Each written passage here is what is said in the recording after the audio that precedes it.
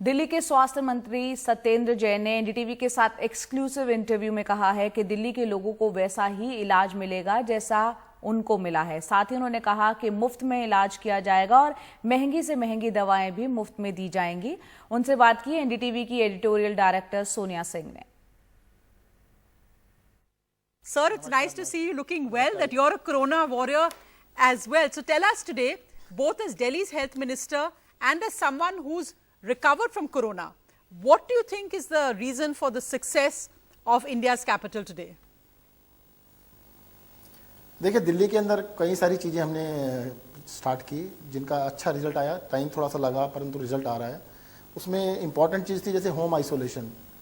Home isolation में बहुत early stage पे हमने स्टार्ट की। कोई भी स्टेट इसको तैयार नहीं था करने के लिए, सेंटर भी इसके लिए इतनी आसानी से तैयार नहीं हुआ। होम आइसोलेशन में हमने हर रोज़ जो आइसोलेटेड है उसको फ़ोन किया जाता था, उसके सिम्टम्स पूछे जाते थे। अगर किसी की तबीयत खराब होती है उसको हॉस्पिटल में ट्रांसफ़र किया जाता था। उसकी वजह से लोगों में कॉन्फिडेंस बना, तो उनको लगा कि हाँ जी, हम अगर बीमार होते हैं तो someone is there to care for us और घर में रह सकते हैं। दूसरा, हमने जैसे जो होम आइसोलेशन में लोग थे उनको पल्स ऑक्सीमीटर दिए ताकि अगर ऑक्सीजन लेवल डाउन होता है तो चेक कर सकते हैं और इमीडिएटली हॉस्पिटल जा सकते हैं। हॉस्पिटल्स में हमने डे 1 से जब ये स्टार्ट हुआ तभी से हमारी पॉलिसी थी, मुख्यमंत्री जी ने कहा था कि भी आप 3 गुने बेड तैयार करके रखिएगा, जितने एडमिशन है उससे 3 गुने हमेशा होने चाहिए। तो उसी पॉलिसी में जब हमारे 500 पेशेंट थे एडमिटेड तो हम 2000 हमने बेड बनाए। जब 2000 बेड थे तो 2000 पेशेंट्स थे तो हमने 6000 कर लिए।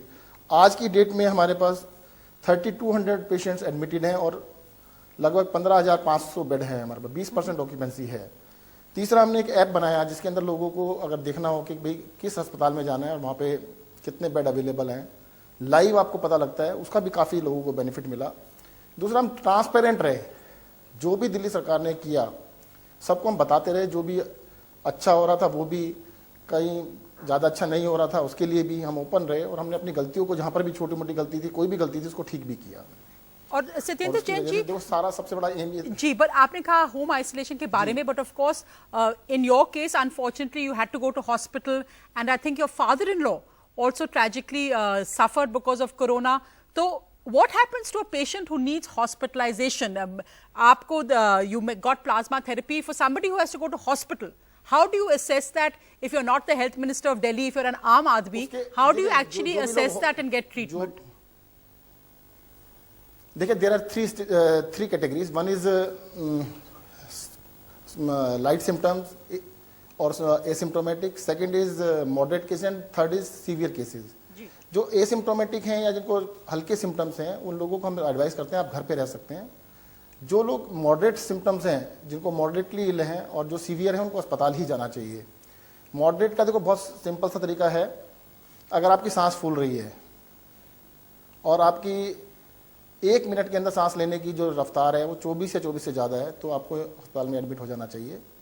आपका ऑक्सीजन लेवल 93 या उससे कम है तो भी आपको एडमिट हो जाना चाहिए। अगर आपका अनबियरेबल फीवर बहुत दिनों तक चल रहा है, मतलब मॉडरेट के लिए 2 सिम्टम सबसे इंपॉर्टेंट है। दूसरा, सीवियर कैटेगरी के अंदर अगर आपकी रेस्पिरेटरी रेट, सांस लेने की रफ्तार 30 से ज़्यादा है तो आप सीवियर केस में हैं, आपको जाने की बिल्कुल तुरंत जरूरत है। और 90% ऑक्सीजन से कम हो जाती है तो आपको एडमिट होने की जरूरत पड़ेगी। सीवियर केस में आपको सीवियर माना जाएगा और आपको इमीडिएटली एडमिट करने की जरूरत पड़ेगी। Sir, when you were moved from the Rajiv Gandhi Hospital to the Max Hospital, you were at that time in a critical condition. Your condition was getting worse.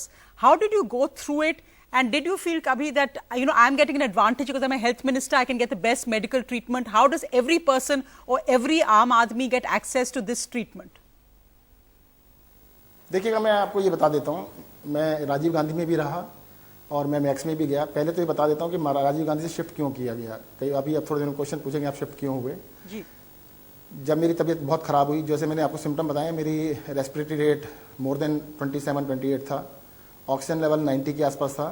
तो मैंने डॉक्टर से बात की तो उन्होंने इमीडिएटली कहा कि दिस इज़ ए कंडीशन कि आपको इमीडिएटली हॉस्पिटल आना चाहिए। तो मैं हॉस्पिटल चला गया।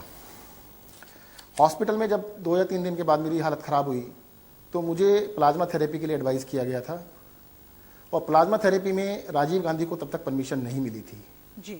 तो राजीव गांधी को परमिशन ना मिलने की वजह से और एक्सपेक्टेड थी कि 1-2 दिन में मिल जाएगी। मैंने कहा था कि मैं वेट करता हूँ, बट जैसा कि आपने बताया है कि मेरे फादर इन लॉ की 1 दिन पहले डेथ हुई थी और मेरी वाइफ काफ़ी पैनिक कर गई। तो उन्होंने कहा नहीं, अगर प्लाज्मा डॉक्टर ने कहा है तो इमीडिएटली देने की ज़रूरत है, इस वजह से शिफ्ट किया गया।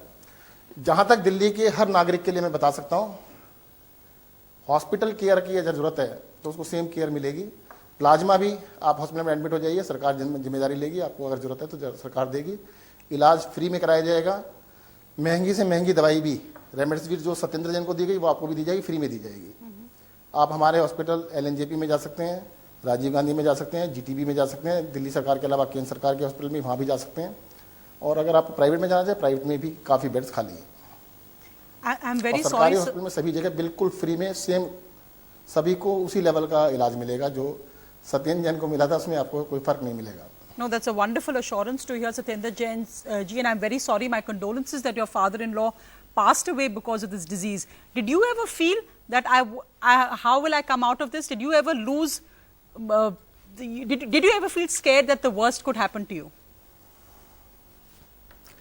देखिएगा, जब तक मैं हॉस्पिटल में रहा कभी मुझे ऐसा लगा ही नहीं कि मैं बहुत सीरियसली इल हूँ।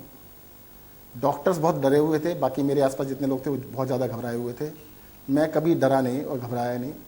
मैं आपको एग्जांपल एक दे सकता हूँ कि जब मुझे ICU में भर्ती किया गया तो मुझे कहा गया कि टॉयलेट के लिए बेड पे कर लीजिएगा। मैंने जब तक होश है तब तक तो मैं टॉयलेट खुद खड़ा होकर जाऊँगा, खुद ही जाऊँगा। व्हील चेयर भी लेके आए वो लोग, तो मैंने व्हील चेयर में बैठने से मना कर दिया था, तो मैं खुद टॉयलेट गया था। मैंने कहा हिम्मत तो रखनी पड़ेगी, और मुझे लगता है विल पावर काफ़ी इसमें काम करती है। अगर कोई सीरियस भी हुआ है तो उसमें विल पावर बना के रखिएगा, वो बहुत काम आएगी। No, it is of course wonderful that you're back as health minister, but tell me, Satyendra Jain ji, even today we get news that Maharashtra mein one more minister has tested positive, in Madhya Pradesh another minister has tested positive, because there's no social distancing. Politics comes first, people are out, they go in crowded rallies. Even today you all were Chandni Chowk and crowds surrounded the chief minister. Shouldn't politicians lead by example in making sure there are no crowds at this time, there is social distancing, that these kind of inaugurations and rallies and events don't keep continuing? देखिए, मैं आपको एक चीज़ बता दूं थोड़ा सा। जैसे मेरा केस था, मुझे बहुत सारे लोग पहले से सलाह देते हैं कि नहीं आपको लोगों से मिलना नहीं चाहिए। पूरे देश में मंत्री लोग अपने घर बैठे हैं, कोई घर से बाहर नहीं निकलता। अगर हमने घर से बाहर नहीं निकले होते, हॉस्पिटल में नहीं गए होते, तो शायद हम दिल्ली को इतनी इस लेवल पर नहीं पहुँचा पाते। रोज़ मुझे अस्पतालों में जाना होता था, रोज़ मैं उन डॉक्टरों से मिलता था। कई लोग मुझसे कहते थे ये डॉक्टर साहब हैं, ये तो कोविड हॉस्पिटल के डॉक्टर हैं, आप इनसे क्यों मिल रहे हैं? मैंने कहा भाई अगर मैं नहीं मिलूंगा, मैं इनको अछूत मान लूँगा, तो ये क्यों काम करेंगे? हमारे लिए काम कर रहे हैं ना। तो ये तो प्रोफेशनल हैजार्ड था और मुझे पता था कि देर और सवेर मुझे तो होना है। मतलब इसको मैं ये हो सकता है कि मुझे काफ़ी लेट हुआ, वो तो पहले हो जाता।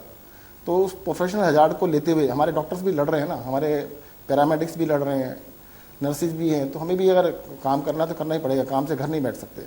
Gee, but essential calm, I think. But let me ask you, sir, we said we first started with what's been really good in Delhi, but there are still some worrying signs. The worrying signs, in fact, are that the positivity rate is still relatively high compared to the national average. Also, the Sero survey which was held, which showed that a quarter of Delhi has now developed antibodies. You said there's going to be a fresh Sero survey. What are the things that Delhi still needs to worry about and focus on? Because the threat is not over. देखिएगा, sero survey के बारे में जो आपने बताया वो उसको threat नहीं कह सकते हम लोग। 25% लोग अगर इन्फेक्टेड हुए हैं तो इन्फेक्टेड नहीं कहेंगे उनको, इन्फेक्ट होकर ठीक हो चुके हैं। आप ये बताइए, कह सकते हैं कि यूजुअल लोगों को इन्फेक्शन हुआ था और वो ठीक हो गए हैं, this is a good thing. हाँ, बट अभी भी सावधानी इसलिए रखनी है कि 75% लोग अभी बचे हैं जिनको अभी नहीं हुआ है। 1 महीने पुराना सर्वे है तो हो सकता है कुछ लोगों को और हुआ हो, बट हमें अभी भी सतर्क रहने की ज़रूरत है कि जब तक एक हार्ड इम्यूनिटी होती है, एक्सपर्ट्स का कहना है कि 40% से लेकर 60% के बीच में जब तक लोगों को इन्फेक्शन नहीं होगा तब तक हार्ड इम्यूनिटी नहीं बनती है। तो तब तक हमारे को सतर्क रहने की जरूरत है। उसके बाद जो लोग बच गए उनको दोबारा नहीं होगा, ये भी ध्यान रखिएगा। अभी मैं सुन रहा था, आपके चैनल पे आ रहा था, किसी का पहले पॉजिटिव आया, फिर नेगेटिव आया, फिर पॉजिटिव आया। वो क्या होता है कि जो डेड वायरस है उससे भी आपको पॉजिटिव सैंपल आ सकता है, but that can not infect others, और आपको भी कोई उससे नुकसान होने वाला नहीं है। तो मुझे लगता है अभी हमें सतर्क रहने की जरूरत है, थोड़े समय के लिए या हो सकता है लंबे समय के लिए भी सतर्क रहने की जरूरत पड़े। और इसी वजह से दिल्ली सरकार अपने किसी भी तैयारियों को कम नहीं करने जा रही है। हम पूरी तैयारियां करके रखेंगे और हम ये मान के चल रहे हैं कि जो इन्फेक्शन अभी गया नहीं है और ये बीमारी अभी खत्म नहीं हुई।